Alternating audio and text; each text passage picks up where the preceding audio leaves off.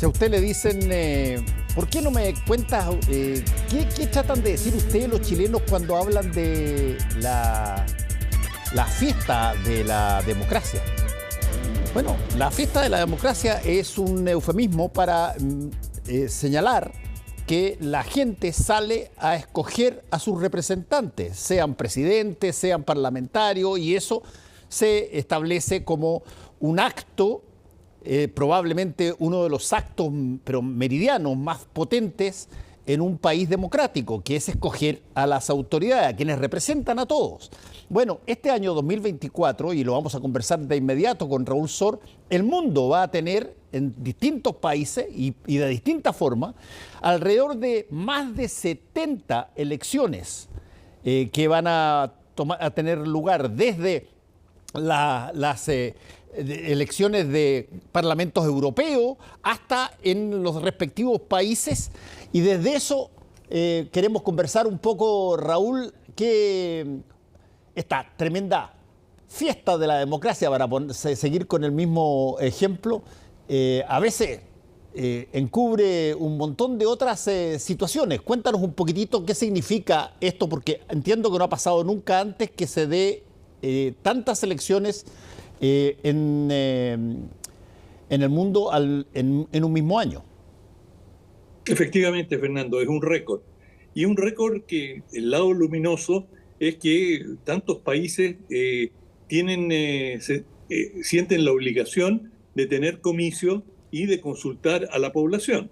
Ahora, en los hechos, en la práctica, hay muchos países en que las elecciones son meramente cosméticas y incluso los dictadores muy duros, se sienten obligados a llamar a elecciones para ganar esa palabra, ese concepto fundamental que es la legitimidad. Y claro, no hay nada que te dé más legitimidad que obtener un mandato de tu pueblo. Ahora, si ese mandato es genuino o lo extrajiste a la fuerza o manipulaste el sistema electoral, bueno, en cada país es diferente. Hay en la calidad de la democracia varía mucho. Hay países que, bueno, como Rusia,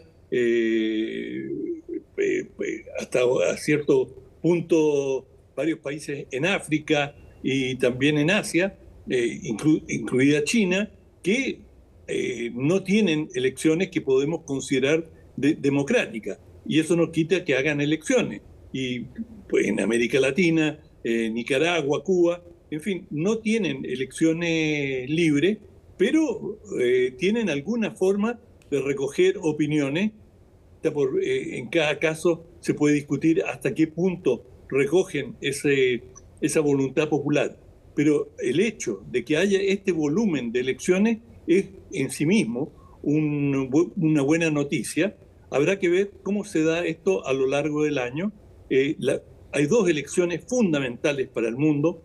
Una que nos afecta a todos, y lo vemos ahí en pantalla, qué va a pasar en Estados Unidos en noviembre de este año, en que, bueno, hasta ahora el presidente Biden y Trump se van a enfrentar y veremos qué pasa allí.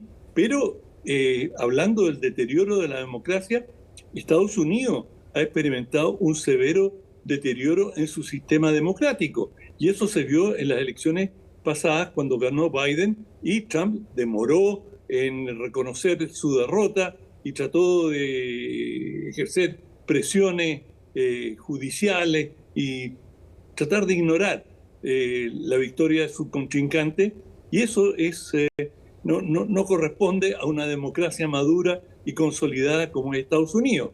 También en la Unión Europea, todos sus miembros, todos sus 27 países miembros van a tener elecciones al Parlamento Europeo.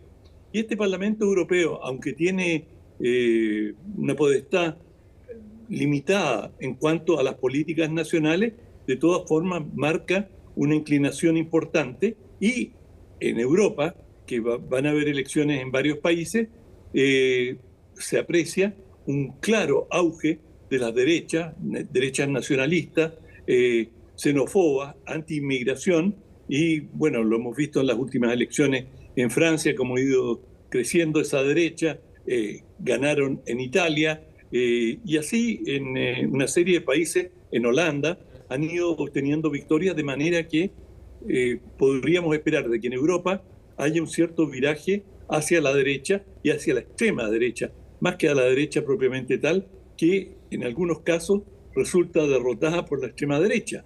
Y en América Latina hay dos elecciones particularmente importantes. Una, México. Claro, México tiene una sola certeza: va a ser una ganadora. Las dos candidatas a la presidencia son mujeres y, claro, es Claudia Sheinbaum, que es hoy día claramente la favorita en la encuesta, y ella es la heredera de justamente este hombre, AMLO, que lo vemos en pantalla, y que todo el mundo, por lo menos en la encuesta, la dan como ganadora a doña Claudia Sheinbaum. Ahora, en Venezuela es un tema bastante más difuso, porque aunque han llegado, la oposición ha llegado a acuerdos con el gobierno, todavía quedan aspectos que no están resueltos. De manera que está por verse cómo se van a dar todas estas elecciones, que por ejemplo en el caso de India estamos hablando de 1.400 millones de personas, y que votan durante varios días, es decir, y se tardan semanas en conocerse los resultados, porque es un proceso tan vasto, tan amplio, y bueno, por algo se dice que India es la democracia más populosa del mundo.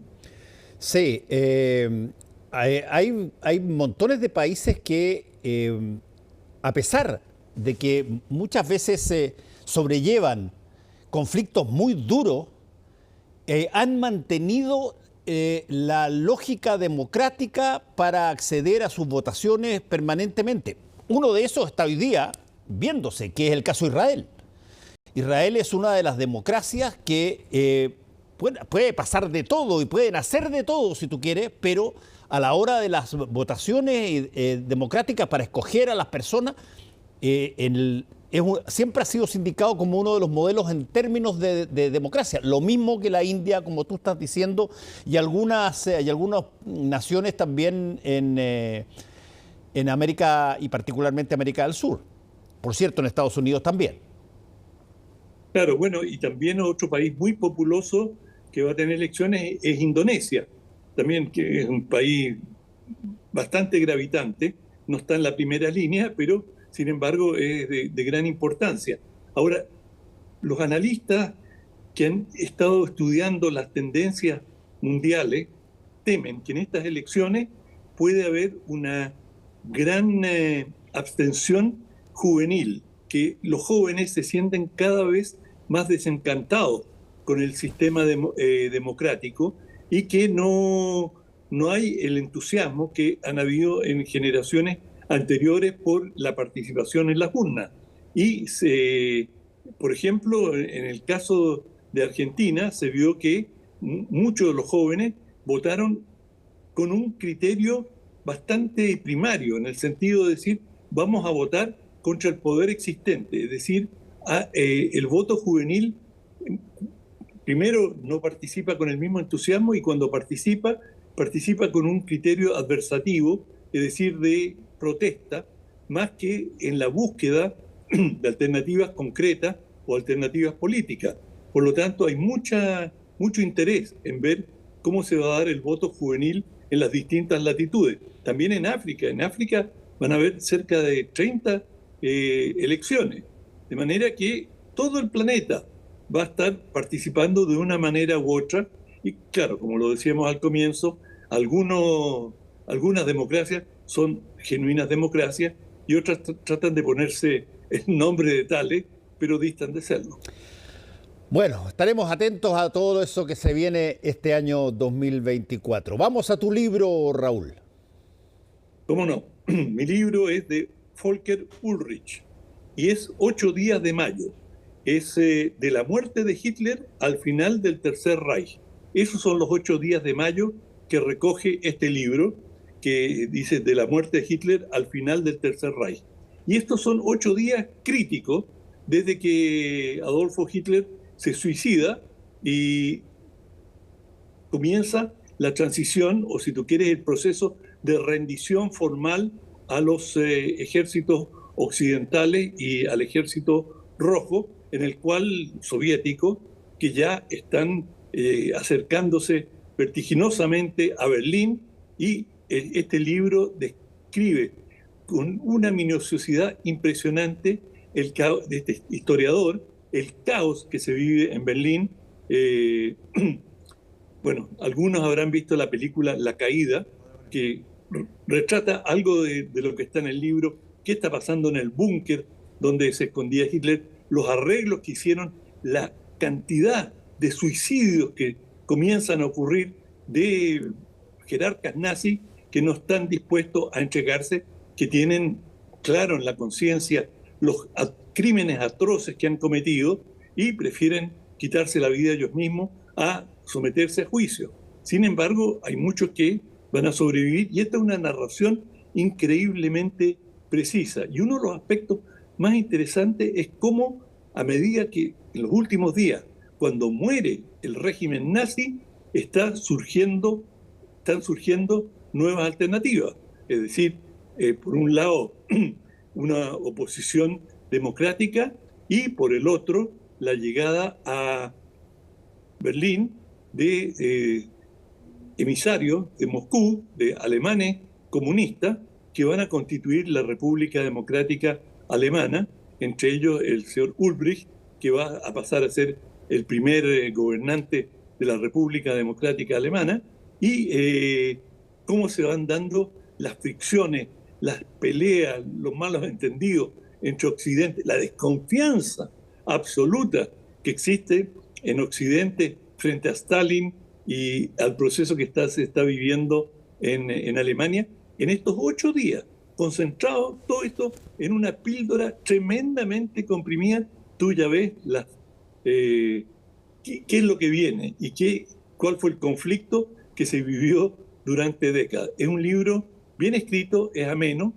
Para mi gusto, yo le haría una observación que como historiador, Ulrich entra en demasiado detalle, tiene un estilo que yo no comparto, que es, por ejemplo, te dice Wolfgang Schmidt, de 24 años, que vivía en la cuadra tanto, de la calle tanto, bueno, con un nivel de detalle típico de historiador, minucioso y microscópico, que no, a mi juicio, no le aporta algo a la historia general, pero claro, esos son los vicios, supongo, de un historiador. Oye, Raúl, esto, por cierto, es antes de que se empiece los juicios de Nuremberg y todo aquello, ¿no es cierto? Absolutamente, absolutamente. Y esto, bueno, esto es de la editorial Taurus, que es una muy buena editorial, debo decirlo. En general, nunca hay un libro que me ha decepcionado. Todos los autores que ellos eligen en Taurus son gente de mucho peso, y eso es una garantía de confianza. Es decir, no tengo ninguna duda de que los antecedentes que reunió Volker Ulrich son genuinos y son precisos.